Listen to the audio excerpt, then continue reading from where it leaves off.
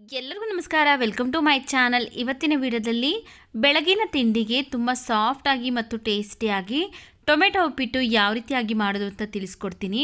ಮನೆಯಲ್ಲಿ ಉಪ್ಪಿಟ್ಟು ಮಾಡಿದಾಗ ಮಕ್ಕಳು ನನಗೆ ಬೇಡ ಅಂತ ಇರ್ತಾರೆ. ಆದರೆ ಈ ರೀತಿಯಾಗಿ ನೀವು ಟೊಮೆಟೊ ಹಣ್ಣನ್ನು ಉಪ್ಪಿಟ್ಟನ್ನ ಮಾಡಿಕೊಟ್ರೆ ಅವರೇ ಮತ್ತೊಂದು ಸರಿ ಕೇಳಿ ಮಾಡಿಸ್ಕೊಂಡು ತಿಂತಾರೆ. ಅಷ್ಟೊಂದು ರುಚಿಯಾಗಿರುತ್ತೆ. ಬಾಯಿಲಿಟ್ಟರೆ ಹಾಗೆಯೇ ಸಾಫ್ಟಾಗಿ ಕರ್ಗೋಗಿಬಿಡುತ್ತೆ. ಹಾಗಿದ್ರೆ ಬನ್ನಿ ಈಗ ಹೇಗೆ ಮಾಡೋದು ಅಂತ ತಿಳಿಸ್ಕೊಡ್ತೀನಿ.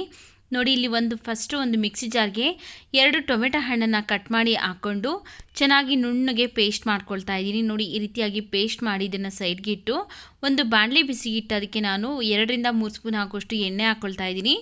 ಎಣ್ಣೆ ಚೆನ್ನಾಗಿ ಬಿಸಿ ಆದಮೇಲೆ ಅರ್ಧ ಸ್ಪೂನ್ ಆಗೋಷ್ಟು ಸಾಸಿವೆ, ಅರ್ಧ ಸ್ಪೂನ್ ಜೀರಿಗೆ, ಈಗ ಇದಕ್ಕೆ 1 ಸ್ಪೂನ್ ಆಗೋಷ್ಟು ಉದ್ದಿನಬೇಳೆ, 2 ಸ್ಪೂನ್ ಆಗೋಷ್ಟು ಕಡಲೆಬೇಳೆ ಹಾಕ್ಕೊಂಡು ಲೈಟಾಗಿ ಬಣ್ಣ ಚೇಂಜ್ ಆಗೋವರೆಗೂ ಫ್ರೈ ಮಾಡ್ಕೊಳ್ತಾ ಇದ್ದೀನಿ. ಲೈಟಾಗಿ ಕಂದು ಬಣ್ಣ ಬರಬೇಕು. ನೋಡಿ, ಈ ರೀತಿಯಾಗಿ ಲೈಟಾಗಿ ಕಂದು ಬಣ್ಣ ಬಂದಾದಮೇಲೆ 2 ಈರುಳ್ಳಿನ ಈ ರೀತಿ ಉದ್ದುದ್ದಾಗಿ ಕಟ್ ಮಾಡಿ ಹಾಕ್ಕೊಳ್ತಾ ಇದ್ದೀನಿ. ಹಾಗೆಯೇ ಒಂದು 7 ರಿಂದ 8 ಹಸಿಮೆಣಸಿನಕಾಯಿ ಹಾಕ್ಕೊಳ್ತಾ ಇದ್ದೀನಿ. ಸ್ವಲ್ಪ ಹಸಿ ಕರಿಬೇವಿನ ಸೊಪ್ಪನ್ನು ಹಾಕ್ಕೊಂಡು ಫ್ರೈ ಮಾಡ್ಕೊಳ್ತಾ ಇದ್ದೀನಿ. ನೋಡ್ಕೊಳ್ಳಿ, ನೀವು ತಗೊಂಡಿರುವಂತಹ ಮೆಣಸಿನಕಾಯಲ್ಲಿ ಖಾರ ನೋಡಿಕೊಂಡು ಖಾರಕ್ಕೆ ತಕ್ಕನಾಗಿ ನೀವು ಹಸಿಮೆಣಸಿನಕಾಯಿನ ಹಾಕ್ಕೊಳ್ಳಿ. ನಾನು ತೊಗೊಂಡಿರುವಂಥ ಮೆಣಸಿನಕಾಯಲ್ಲಿ ಖಾರ ಸ್ವಲ್ಪ ಕಡಿಮೆ ಇದೆ, ಆದ್ದರಿಂದ ಸ್ವಲ್ಪ ಜಾಸ್ತಿ ಹಾಕ್ಕೊಂಡಿದ್ದೀನಿ. ನೋಡಿ, ಈ ರೀತಿಯಾಗಿ ಈರುಳ್ಳಿ ಎಲ್ಲ ಇಷ್ಟು ಫ್ರೈ ಆದ ನಂತರ ಫಸ್ಟ್ ಏನು ರುಬ್ಬಿಟ್ಕೊಂಡಿರುವಂತಹ ಟೊಮೆಟೊ ಹಣ್ಣಿನ ಪೇಸ್ಟ್ ಇತ್ತಲ್ಲ ಅದನ್ನು ಇದಕ್ಕೆ ಹಾಕ್ಕೊಂಡು ಒಂದು 2 ನಿಮಿಷಗಳ ಕಾಲ ಈ ಟೊಮೆಟೊದಲ್ಲಿರುವಂಥ ಹಸಿ ಸ್ಮೆಲ್ಲೆಲ್ಲ ಹೋಗಬೇಕು. ಆ ರೀತಿಯಾಗಿ ಚೆನ್ನಾಗಿ ಫ್ರೈ ಮಾಡ್ಕೊಳ್ಳೋಣ. ನಾವು ಟೊಮೆಟೊ ಹಣ್ಣನ್ನು ಕಟ್ ಮಾಡಿ ಹಾಕ್ಕೊಳ್ಳೋದಕ್ಕಿಂತ ಈ ರೀತಿಯಾಗಿ ಮಿಕ್ಸಿ ಜಾರಲ್ಲಿ ರುಬ್ಬಿಟ್ಟು ಹಾಕ್ಕೊಂಡ್ರೆ ಅದು ಫ್ಲೇವರು ತುಂಬ ಚೆನ್ನಾಗಿರುತ್ತೆ. ಹಾಗೆ ಉಪ್ಪಿಟ್ಟು ಸಹ ತುಂಬ ರುಚಿ ಅನಿಸುತ್ತೆ ತಿನ್ನಬೇಕಾದ್ರೇ. ನೋಡಿ, ಒಂದು 2 ನಿಮಿಷ ಚೆನ್ನಾಗಿ ಟೊಮೆಟೊ ಪೇಸ್ಟ್ ಹಾಕಿ ಫ್ರೈ ಆದಮೇಲೆ ಈಗ ಇದಕ್ಕೆ ನಾವು 1.5 ಕಪ್ ಉಪ್ಪಿಟ್ಟು ರವೆ ಹಾಕ್ಕೊಳ್ತಾ ಇದ್ದೀನಿ. ಉಪ್ಪಿಟ್ಟು ರವೆ ಹಾಕ್ಕೊಂಡು ಈಗ ಸ್ಟೌರಿನ ಲೋ ಫ್ಲೇಮಲ್ಲಿ ಇಟ್ಕೊಂಡು ಒಂದು 3 ರಿಂದ 4 ನಿಮಿಷ ಚೆನ್ನಾಗಿ ಫ್ರೈ ಮಾಡ್ಕೊಳ್ಬೇಕು.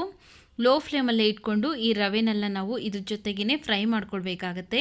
ಈ ಥರ ನಾವು ಒಗ್ಗರಣೆಗೆ ರವೆ ಹಾಕ್ಬಿಟ್ಟು ಹುರ್ಕೊಳ್ಳೋದ್ರಿಂದ ಉಪ್ಪಿಟ್ಟು ಚೆನ್ನಾಗಿ ಸಾಫ್ಟಾಗಿ ಇರುತ್ತೆ. ಬಾಯಲ್ಲಿಟ್ಟರೆ ಹಾಗೇ ಕರಗೋಗಿಬಿಡುತ್ತೆ. ನೋಡಿ, ಈ ರೀತಿ ನಾವು ಒಂದು 3 ರಿಂದ 4 ನಿಮಿಷ ಲೋ ಫ್ಲೇಮಲ್ಲೇ ಚೆನ್ನಾಗಿ ಫ್ರೈ ಮಾಡ್ಕೊಂಡಿದ್ದೀನಿ. ಈಗ ಸ್ವಲ್ಪ ಕಲರ್ ಚೇಂಜ್ ಆಗಿದೆ. ಈಗ ಇದಕ್ಕೆ ನಾವು ಯಾವ ಕಪ್ಪಲ್ಲಿ ರವೆ ತೊಗೊಂಡಿದ್ರಲ್ಲ ಅದೇ ಕಪ್ಪಲ್ಲಿ 1.5 ಕಪ್ ರವೆಗೆ ನಾನಿಲ್ಲಿ 4 ಕಪ್ ನೀರನ್ನು ಸೇರಿಸ್ತಾ ಇದ್ದೀನಿ.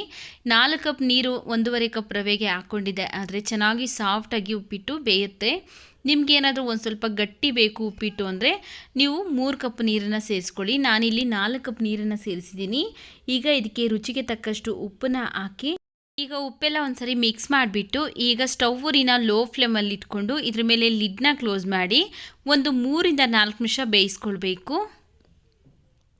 ನೋಡಿ, ಇಲ್ಲಿ ಒಂದು 3 ರಿಂದ 4 ನಿಮಿಷ ಚೆನ್ನಾಗಿ ಬೆಂದಿದೆ.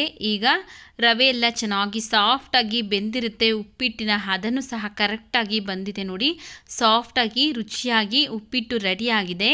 ಈಗ ಇದಕ್ಕೆ ಲಾಸ್ಟಲ್ಲಿ ಸಣ್ಣದಾಗಿ ಕಟ್ ಮಾಡಿರುವಂತಹ ಕೊತ್ತಂಬರಿ ಸೊಪ್ಪನ್ನು ಹಾಕ್ಕೊಂಡು ಮತ್ತೆ ಒಂದ್ಸರಿ ಇದನ್ನು ಮಿಕ್ಸ್ ಮಾಡಿ ಈಗ ಸ್ಟವ್ನ ಆಫ್ ಮಾಡ್ಕೊಳ್ಳೋಣ. ಈ ಉಪ್ಪಿಟ್ಟು ಜೊತೆಗೆ ಚಟ್ನಿ ಬೇಕು ಅಥವಾ ಮೊಸರು ಬಜ್ಜಿ ಬೇಕು ಅಂತ ಏನಿಲ್ಲ, ಹಾಕೇ ತಿನ್ಬೋದು. ತುಂಬ ರುಚಿಯಾಗಿರುತ್ತೆ. ನಿಮ್ಗೇನಾದರೂ ಬೇಕು ಅನಿಸಿದ್ರೆ ಚಟ್ನಿ ಜೊತೆ ಸರ್ವ್ ಮಾಡ್ಕೊಳ್ಬೋದು. ನೋಡಿದ್ರಲ್ಲ, ಎಷ್ಟೊಂದು ಸಾಫ್ಟಾಗಿರುವಂತಹ ಟೊಮೆಟೊ ಉಪ್ಪಿಟ್ಟು ರೆಡಿಯಾಗಿದೆ. ಈ ವಿಡಿಯೋ ನಿಮಗೆ ಇಷ್ಟವಾಗಿದೆ ಅನಿಸಿದ್ರೆ ವಿಡಿಯೋಗೊಂದು ಲೈಕ್ ಮಾಡಿ, ವಿಡಿಯೋವನ್ನು ಶೇರ್ ಮಾಡಿ, ನಮ್ಮ ಚಾನಲ್ಗೆ ಸಬ್ಸ್ಕ್ರೈಬ್ ಮಾಡಿ ಸಪೋರ್ಟ್ ಮಾಡಿ.